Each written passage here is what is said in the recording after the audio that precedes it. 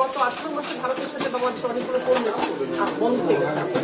এই বিষয়টা নিয়ে পরবর্তী সম্পর্ক চালিয়ে নেওয়ার জন্য ভারতের সাথে আমাদের বড় ধরনের অর্থনৈতিক বাণিজ্যিক সম্পর্ক রয়েছে এবং আমাদের সবচেয়ে বড় নেইবার্স। হ্যাঁ, সবকিছু মিলে একটি ডিসকাশন হলো আপনার এবং আপনার মন্ত্রণালয় অনেক ইম্পর্টেন্ট ভারতের সাথে আমাদের অর্থনৈতিক সম্পর্ক।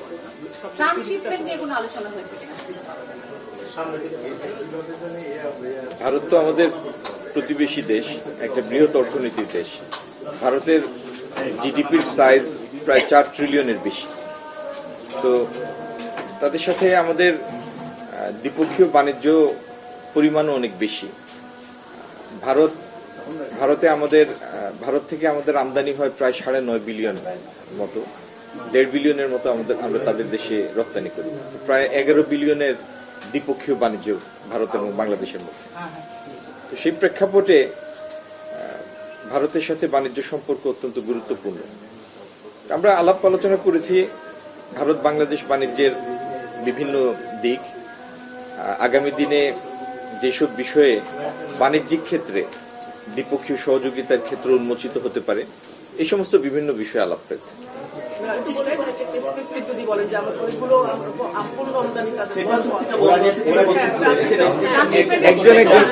একজন করে জিজ্ঞেস করলেন না, এরকম কোন আলাপ হয়নি, এরকম কোন আলাপ হয়নি।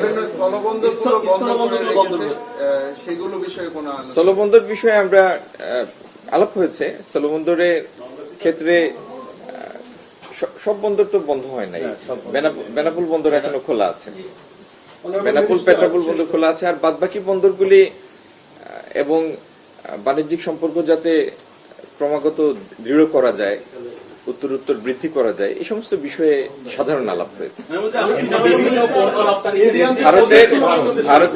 ভারতীয় রাষ্ট্রদূত মূলত এসেছিলেন নতুন সরকারের একজন কর্মকর্তা হিসাবে, প্রতিনিধি হিসাবে আমাদেরকে অভিনন্দন জানাতে এবং পরিচিত হতে। এটি ছিল মূল উদ্দেশ্য।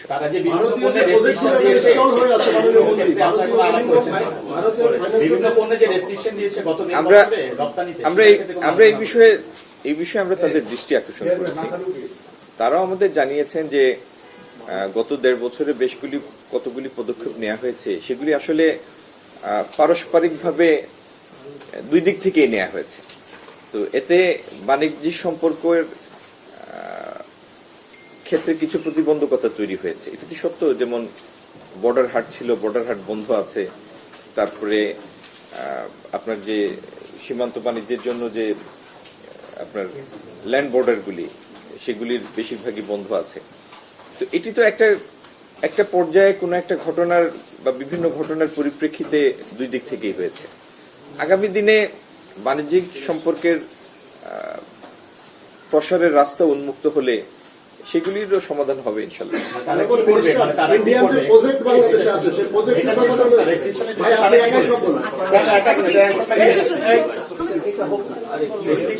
আপনি যে বলেছেন তারা যে আমাদের বিভিন্ন পণ্যে রেস্ট্রিকশন দিয়েছে, আপনি বলছেন $1 বিলিয়ন, তো সেক্ষেত্রে তাদের কি পেয়েছে না, তারা কি বলেছে, উত্তর কি দিয়েছে? আমরা এই কথাগুলি উত্থাপন করেছি। আজকে তো আসলে সুনির্দিষ্ট কোনো বিষয় আলাপের জন্য রাষ্ট্রদূত আসেননি, এসেছেন আসলে অভিনন্দন জানানোর জন্য। কথা প্রসঙ্গে সেই কথাগুলি এসেছে। তো এটার সুনির্দিষ্ট উত্তর আমি এই মুহূর্তে আপনাদেরকে দিতে পারবো না। সেই প্রজেক্টের যে টাকাগুলো ছাড় হচ্ছে না বা অনেক প্রজেক্ট ইনস্টল হয়ে আছে, সেসব প্রজেক্টের ব্যাপারে কোনো আলোচনা হয়েছে কিনা? আমি বুঝতে পারি ইন্ডিয়ান ফাইন্যান্স যে প্রজেক্ট গুলো এখানে গত কয়েক মাস ধরে কিছু প্রজেক্টে এই বিষয়ে কোনো আলাপ হয়নি। প্রধানমন্ত্রী, আমরা একটু এলডিসি সম্পর্কে জানতে চাই। আপনি বলেছিলেন যে এলডিসি পেছনের ব্যাপারে আপনার উদ্যোগ থাকবে, সেই জায়গা থেকে কোনো ধরনের এখন পর্যন্ত কোনো পজিটিভ বার্তা আছে কিনা? এলডিসি পেছানোর মানে গ্রাজুয়েশন পেছানোর ডেফার করার একটা প্রক্রিয়া আছে। তো সেই প্রক্রিয়ার অংশ হিসাবে আমরা ডেফারমেন্টের জন্য চিঠি দিয়েছি, আমাদের ইআরডি চিঠি দিয়েছে। সেটি ইউএন-এর একটা সিস্টেমের মধ্যে দিয়ে সেটির উত্তরণ ঘটে। প্রথমে ইকো থেকে যায়, তারপরে যাই হোক আমি ওই বিস্তারিত ব্যাখ্যায় যাচ্ছি না, সেটি প্রক্রিয়াধীন আছে। এই যে মধ্যপ্রাচ্যের যে ইস্যুটা তৈরি হয়েছে এখন, আমাদের হরমুজ প্রণালী আমাদের অন্যতম একটা রুট, তো সেই জায়গাকে কেন্দ্র করে রপ্তানির ক্ষেত্রে কোন ধরনের প্রতিবন্ধকতা মনে করছেন কিনা, উদ্বেগ মানে এই বিষয়ে কোন ধরনের আপনারা উদ্বেগ প্রকাশ করছেন কিনা? এটি তো আজকে থার্ড ডে, তাই না? 3 নম্বর দিন। তো এটি যদি হরমুজ প্রণালী বন্ধই হয়ে যায় লম্বা সময়ের জন্য, এটি তো সি নেভিগেশনের জন্য মানে সামুদ্রিক রুটের জন্য এটা খুব একটা গুরুত্বপূর্ণ একটা রুট, এবং পৃথিবীর জাহাজ চলাচলের প্রায় 5 ভাগের 1 ভাগ এই দিক দিয়ে চলাচল করে।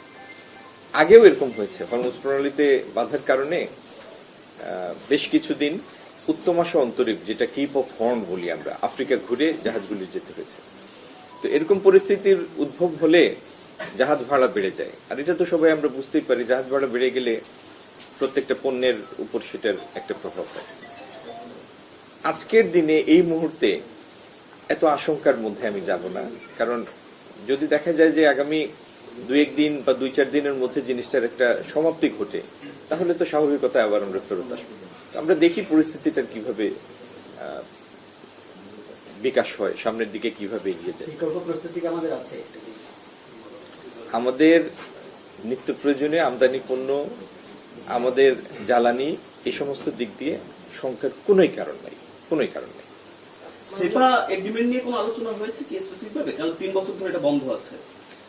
না, এই কথা প্রসঙ্গে বিষয়টি এসেছে, কিন্তু আপনার বুঝতে হবে রাষ্ট্রদূত সরকারের কোনো নীতি নির্ধারক না, আর আমি একটি নির্দিষ্ট মন্ত্রণালয়ের প্রতিনিধিত্ব করি বা 3টি মন্ত্রণালয়ের প্রতিনিধিত্ব করি। তো এটি আলাপ আলোচনার মধ্যে দিয়ে এসছে, কিন্তু এক আলাপে বিভিন্ন বিষয়ের রেজলিউশন হয়ে যাবে এরকম কোনো উত্তর দেওয়ার মতো সুযোগ নাই। রেজিস্ট্রেশনের বিষয়ে আপনার ভারতীয় হাইকমিশনকে বলেছেন, উনি কি তাদের অর্থমন্ত্রণালয় জানাবে এরকম কিছু বলেছেন? তিনি তার কর্তৃপক্ষকে জানাবেন। আমরা যে বিষয়গুলি তুলে ধরেছি তিনি তার কর্তৃপক্ষকে জানাবেন।